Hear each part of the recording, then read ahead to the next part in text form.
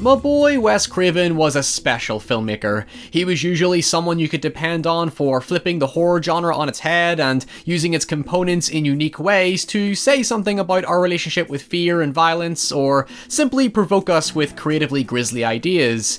His legacy in horror is unquestionable, as he helmed several juggernauts that shaped a lot of modern horror filmmaking and our sensibilities towards it, especially when it came to treating the genre on a thematic and symbolic level, as opposed to just quenching our entertainment bloodlust. Yet, like with John Carpenter, the 2000s was not especially kind to Craven, whose only real major film of value, bar somehow managing to pull Scream 4 out of the burning carcass of Scream 3, being 2005's hugely under-talked about Red Eye, which ended up being overshadowed by Jodie Foster's other, more inferior aviation thriller Flyplan. And I know some cult purists out there might mention Cursed, which was written by Scream screenwriter Kevin Williamson as well, but that film did nothing for me, so please stop asking me to review it. Anyway, like when Carpenter attempted to reboot his own horror career in 2009 with The Ward, in 2010 Craven attempted a similar effort by writing, producing and directing his own original slasher movie that today has been universally forgotten by everyone. Apart from all the people who will proudly declare that they remember it in the comments below. What, you wanna fucking medal or something? This was a film I vaguely remember trying to boast itself as attempting to set a new modern standard for slasher movies and become the next big hyperbolic game-changing classic to Craven's filmography by employing the special sauce used by pretty much every other major release around the late 2000s, including Avatar, My Bloody Valentine, Resident Evil and Final Destination. It was in 3D. How could that possibly go wrong? So let's talk about it.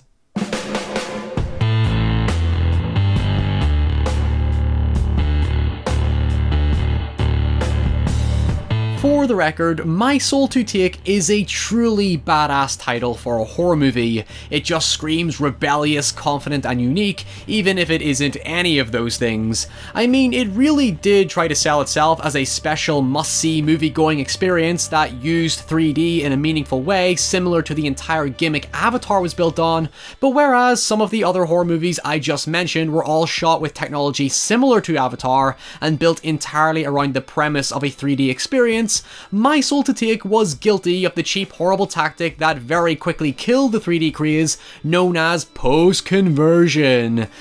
Trust me, there was a point where that word sent shivers down people's spines. Simply put, My Soul to Take was never developed with 3D in mind. This was purely an executive decision that came long after the film was in production, when they saw that 3D was what the kids were apparently into those days. Although, for full disclosure, I never actually saw it in 3D, so while I can't truly speak of the quality of the experience, the way it's shot and cut together speaks volumes for how forced and utterly pointless it was, because rarely does any of the composition accentuate the necessary perspective to make the converted 3D noticeable. And this is on top of the extensive use of CG blood and gore mixed with practical effects that makes me think that the studio seriously screwed over Craven's vision, given the plot itself is far from mainstream to say the least. And as you'd expect, the film bombed like a motherfucker, and it didn't help that it decided to compete in the box office alongside the fucking Social Network of all things during the prime of Facebook's popularity, so it was already destined for a dire fate regardless. The story predominantly follows a teenager called Bug, the most lonerest of loner names they could possibly give him, because we need to forcibly hammer home how much of an isolated, troubled teenager he is, alongside his one and only friend Alex, who is written to be quirky when really that's just a blanket term for obnoxiously petty and horny most of the time. Bug, alongside 6 other teenagers including Alex, formed together to make up the Riverton Seven, a group of kids born on the same night that the infamous local killer, the Riverton Ripper, went missing. Superstition has it that the Ripper's evil spirit has marked them and will return on the eve of their 16th birthday to kill and take their souls. Or something like that.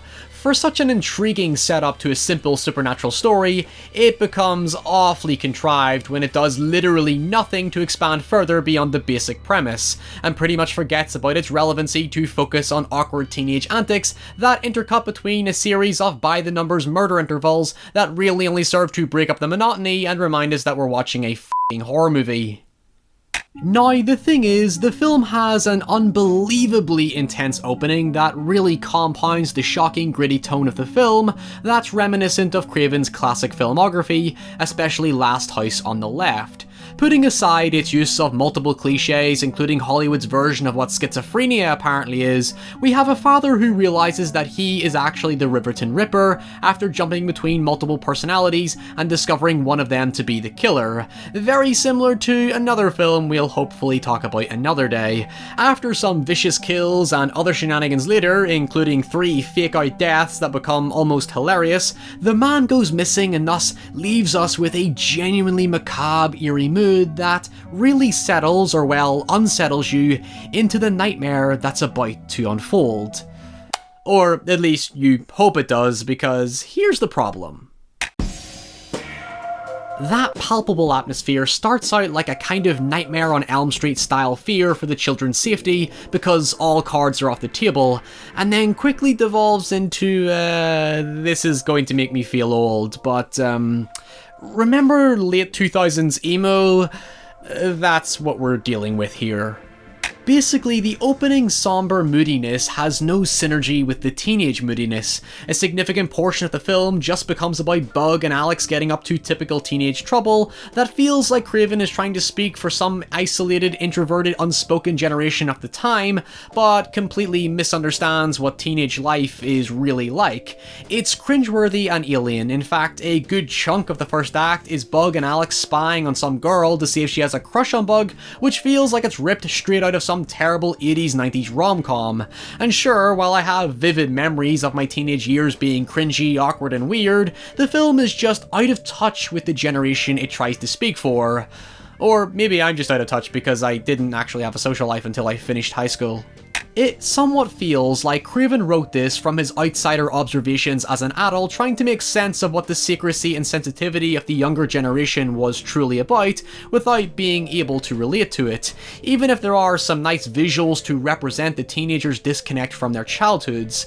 The thing about Elm Street was that Craven was able to identify much closer with that generation because he was able to dwell on his own experiences and his own children for reference, being able to play on societal fears and anxieties about safety and coming of age that were prevalent at the time, whereas here, if I was to give it credit for getting at least one thing right, it's that teenagers really are just as boring as the rest of us. There's no real empathy to the film. Like the Ripper, it's very cold-blooded, both represented in the film's depressing atmosphere and the characters' lack of personality. You don't get any real emotional connection to them because they all fall into generic archetypes like loser, nerd, jock, goth chick, angsty bitch, religious fundamentalist, and blind black kid with the least amount of screen time. The Ripper only really comes into play because they need to kill off each teenager one by one to imply that one of the Riverton 7 is possessed by the Ripper and committing the murders. The film does a bad job at explaining that the idea behind it is that the father in the opening didn't have multiple personalities. It's that he had multiple souls, and because souls cannot be killed, the Ripper is able to live on. When I said contrived earlier, that's because the film kind of just assumes you get what's going on, because suddenly characters just start knowing things without any organic development. In fact, the Riverton 7 barely interact with each other, so there's no slasher victim camaraderie to speak of. We even nonchalantly learn that there's this rumor that Bug was in and out of institutions for killing people, which I get it is just a vicious rumor, but I'm surprised the school doesn't just take this a tad bit more seriously when, you know, each teen starts getting murdered and it goes completely unacknowledged. In Scream, the opening kill sets this uncomfortable vibe for the school being on high alert and setting curfews and so on. Because they call so much attention to it, it becomes a believable scenario that adds a tangible emotional and situational weight to the conflict. Here, it just feels like there's no actual life outside the already lifeless characters. It's like they're in some foggy dream that they're too distracted to see anything outside their bubble. And sure, if that was Craven's intention to focus on the alienation and self-isolating mindset of the younger generation he doesn't understand, I guess it does justify the character's weird individualistic behavior. You know what, put it this way, Elm Street deals greatly with the theme of sexual promiscuity, and Krueger's behaviour is symbolic of the teenager's isolation and persistent vulnerability. They end up in scenarios they feel helpless in and cannot be protected by their parents or authority figures, so they have to grow up and figure things out themselves. The thematic connections are readable without ever beating you over the head with them. In My Soul to Take, it never sets up a theme or commentary. At least I don't think so, but the way it plays the emo dress in black isolated troubled teen card where Bug apparently killed people before the age of 16, I'm getting a very school shooter vibe, but I'm not going to make any tasteless comparisons. But just saying, I don't trust him.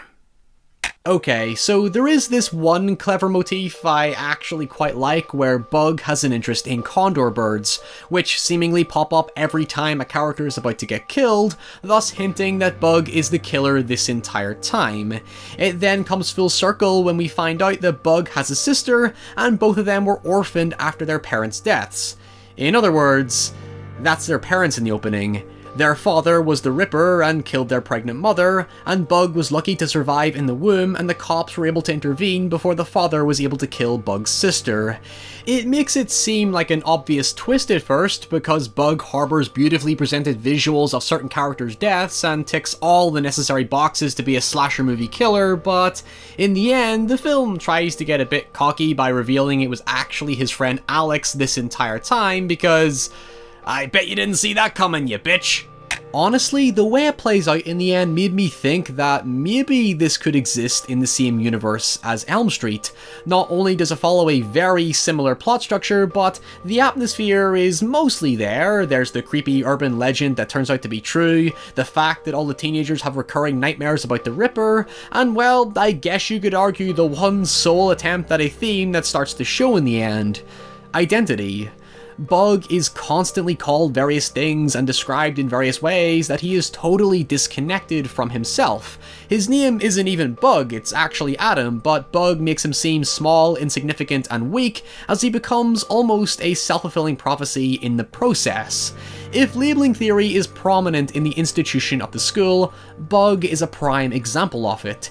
He's ordinary, but never has any way of expressing himself, just subordinately following his best friend Alex, who speaks for him, and turns out to be manipulative anyway because he's revealed to be the killer after all.